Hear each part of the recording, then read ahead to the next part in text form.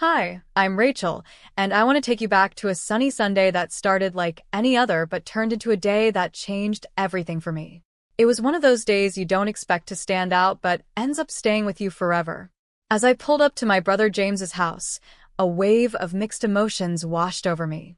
I was excited to see everyone, but there was a bit of nervousness, too.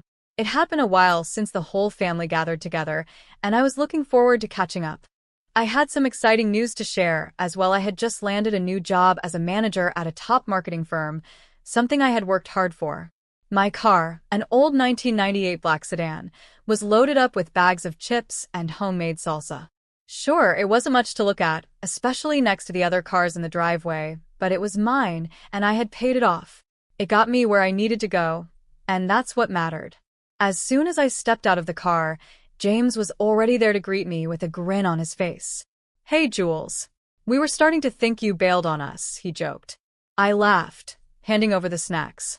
"Never. Traffic was awful, but I made it." We walked into the backyard, and the smell of burgers on the grill instantly hit me. I spotted Mary, James's wife, standing by the patio. She looked like she had just stepped out of a fashion magazine, dressed in a perfect summer dress and oversized designer sunglasses.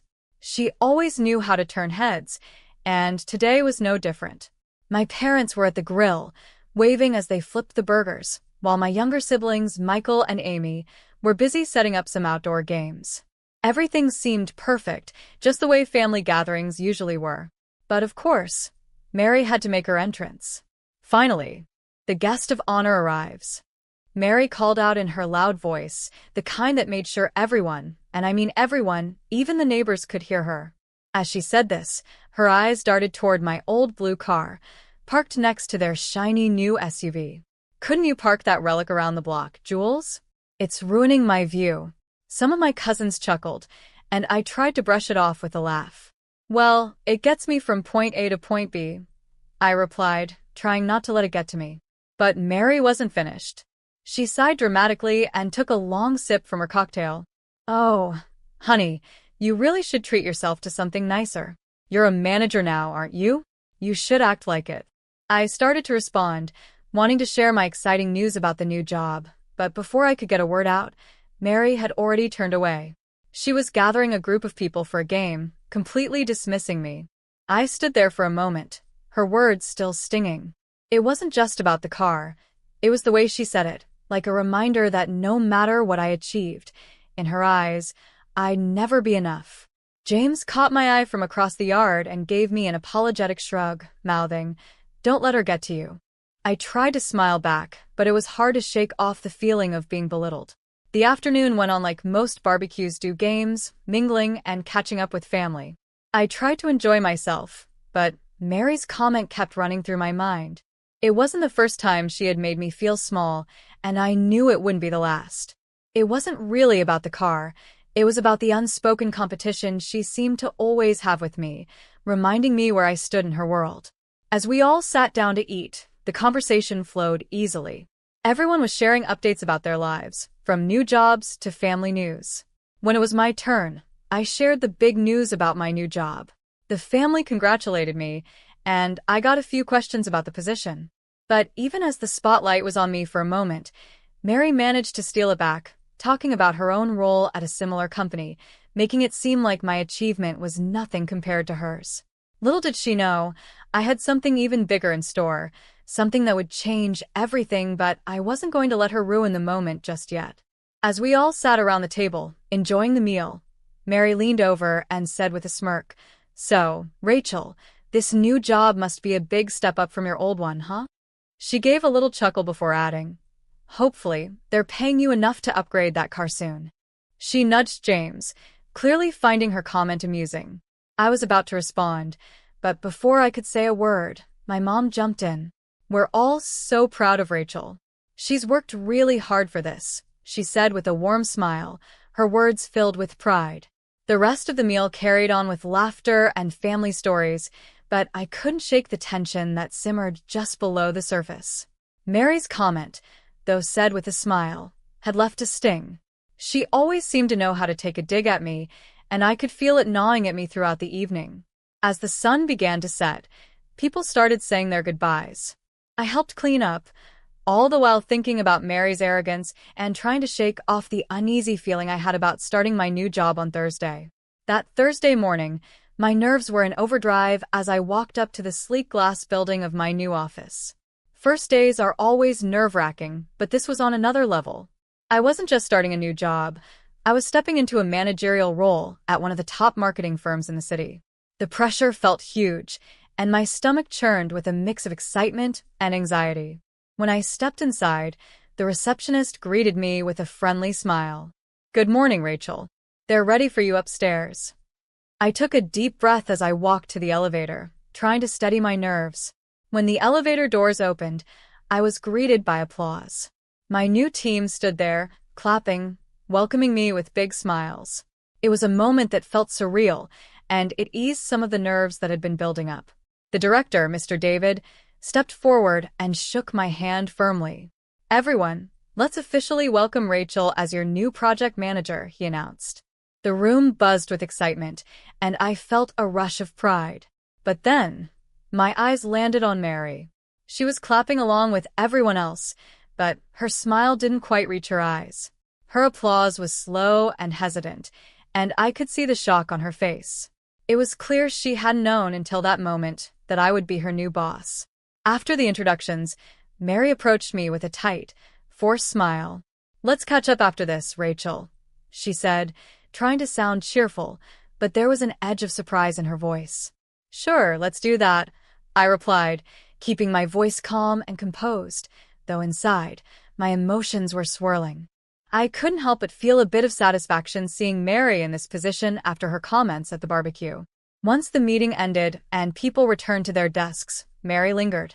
She walked toward me, her usual confidence clearly shaken. "Rachel, about the barbecue, I hope there are no hard feelings," she said, her voice much softer than usual. It was a far cry from the bold, smug Mary the first was used to. I looked at her, keeping my expression professional. "Mary, let's keep our focus on work. Personal matters stay outside these walls," I replied, giving her a polite but distant smile. "Of course, Rachel. You're right," Mary nodded, though her eyes darted away, unable to fully hide the unease she felt. In the days that followed, I threw myself into my new role. I spent hours reviewing project files and performance reports, trying to get up to speed as quickly as possible. One thing became clear: Mary's work required special attention. There were inconsistencies in her project timelines and budget allocations that didn't quite add up. I knew I had to address it sooner rather than later. During one of our one-on-one meetings, I decided to bring it up directly. "Mary, I've noticed some discrepancies in the Smith account. Can you walk me through your process here?" I asked, keeping my tone calm and professional. Mary hesitated for a moment, clearly caught off guard. "Sure," she replied, but I could see the unease in her eyes. It was going to be an interesting road ahead, managing both the professional challenges and the personal dynamics at play, but I was ready for it. This was my time to prove myself, and I wasn't about to let anything or anyone, including Mary, get in my way. Mary gave a nervous laugh, fidgeting with her pen. "I mean, it's probably just some small oversights. You know how it is with tight deadlines," she said, trying to brush off the issue. I looked at her calmly, but firmly. "Minor or not, accuracy is important, Mary. We can't afford any mistakes, especially with such important clients. Let's go through this together, okay?" My tone left little room for excuses, and Mary quickly nodded. "Yes, absolutely. I'll pull up the details now," she said, her fingers trembling slightly as she typed on her keyboard. As we went through the files, it became obvious that Mary had been cutting corners. Her work barely met the minimum standard, and the more we reviewed, the more gaps we found. I made sure to take notes on everything, documenting every oversight in detail. I knew this would come up again in future meetings, and I needed to be prepared for it. In our next meeting, I laid out the evidence in front of her. "Mary, based on these reviews, it's clear that there are consistent issues with your work. These oversights need to be fixed immediately." Mary's face tightened, but she nodded. "I understand, Rachel. I'll make sure to tighten things up. Thanks for pointing these out," she said, her voice a mixture of gratitude and discomfort. I nodded, my tone firm. Let's make sure it doesn't happen again. Our clients and our team are counting on us to be diligent. As Mary left my office, I could see the weight of the situation finally sinking in.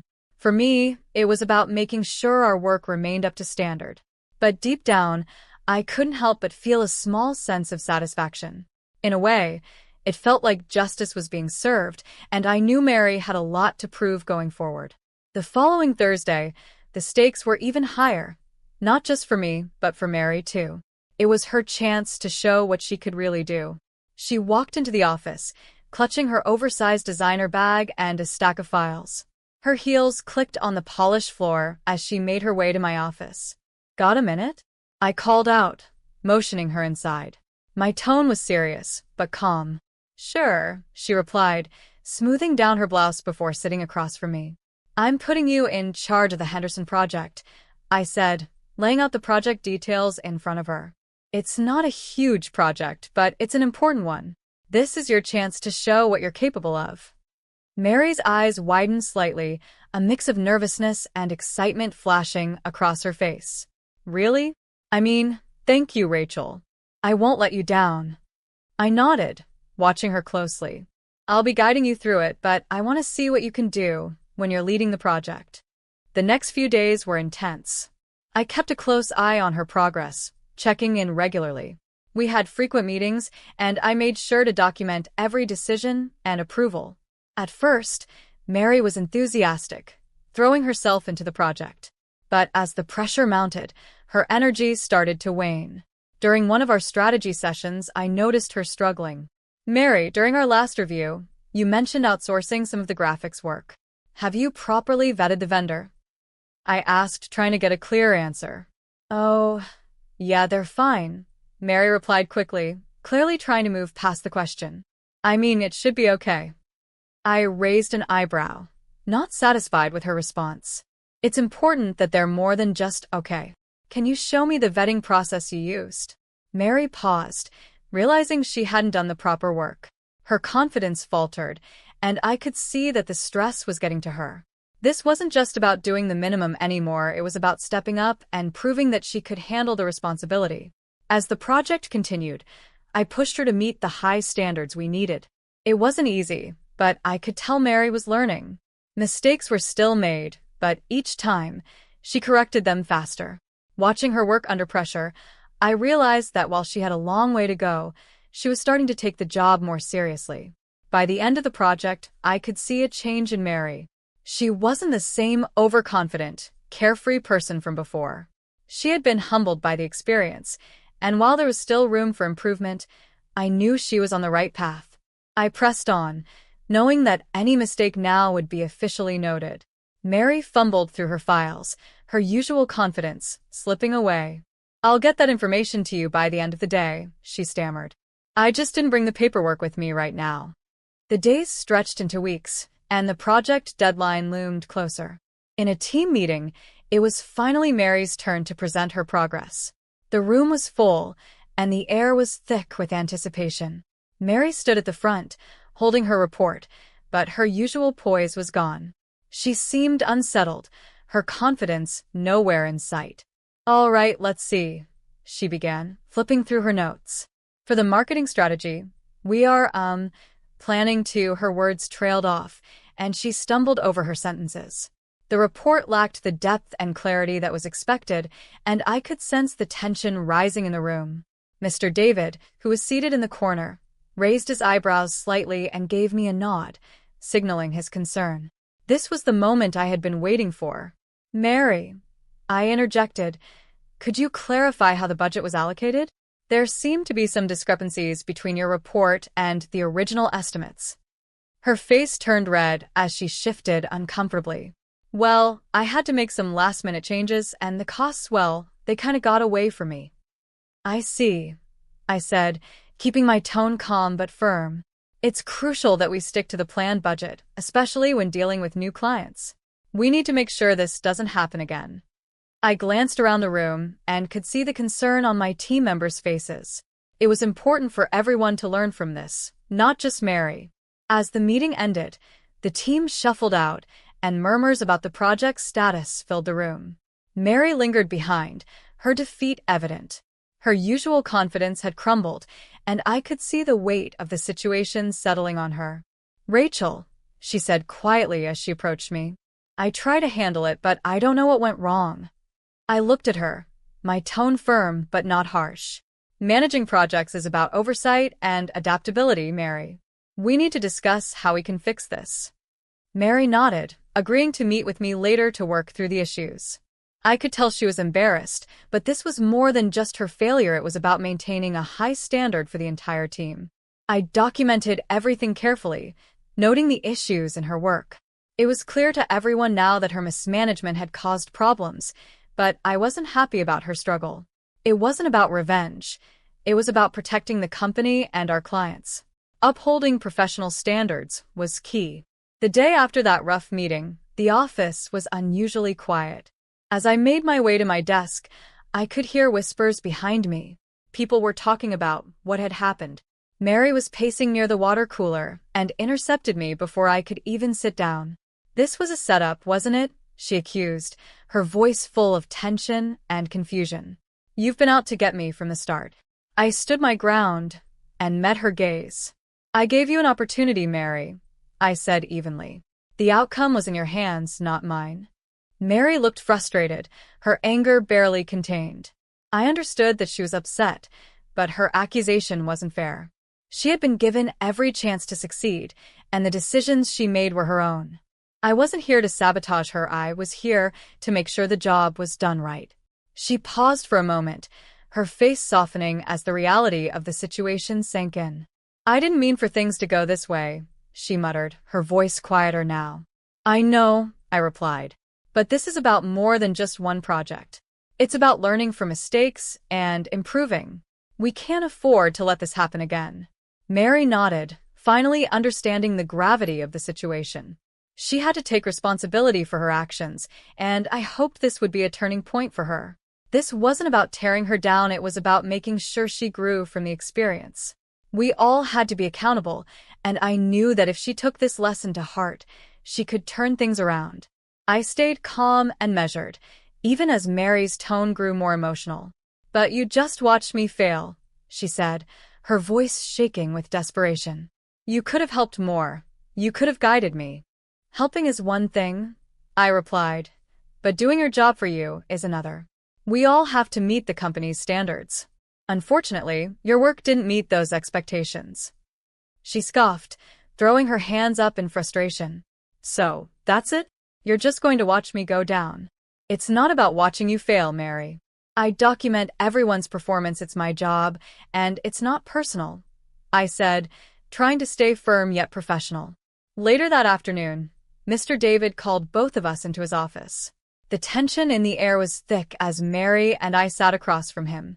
He laid out the papers I had prepared: mismanaged budgets, unvetted vendors, and timeline issues. "After reviewing the evidence and considering Rachel's observations, we've decided it's best for the company that we part ways with you, Mary," Mr. David said firmly. Mary's face went pale. The fire in her eyes faded as the reality of the decision settled in. "I understand," she whispered, her voice barely audible. The news of Mary's termination spread quickly. At the next family gathering, the atmosphere felt a little strange. My brother James approached me while I was pouring myself some coffee. "I know it's been tough, Jules. Are you okay?" he asked, his concern clear. "I did what I had to do, James. It wasn't about revenge, it was about integrity," I said, feeling the weight of the situation. He nodded and gave me a reassuring pat on the shoulder. "I know, sis. And I think deep down, everyone else knows it too." Our parents, ever supportive, didn't bring up Mary's absence. Instead, they focused on keeping the family together, making the night feel lighter as it went on. The laughter and conversation slowly helped ease the tension that had been there earlier. Later, as I drove home, the familiar hum of my old car gave me time to reflect. Watching the streetlights blur past, I thought about everything that had happened. My job demanded tough choices, ones that affected not just me but those around me. While I hadn't set out to hurt Mary personally, I knew my role was to uphold professional standards. That meant making difficult decisions, even when it involved family. Though the weight of those choices felt heavy, I drove on, confident that I had done my job with fairness and integrity. The road ahead felt clearer, guided by the principles I believed in most. And that wraps up our story. What do you think? Was Rachel right in how she handled the situation with Mary? Should she have been more supportive, or did she do the right thing by sticking to her professional duties? Let us know your thoughts in the comments below, and don't forget to like and subscribe for more stories like this.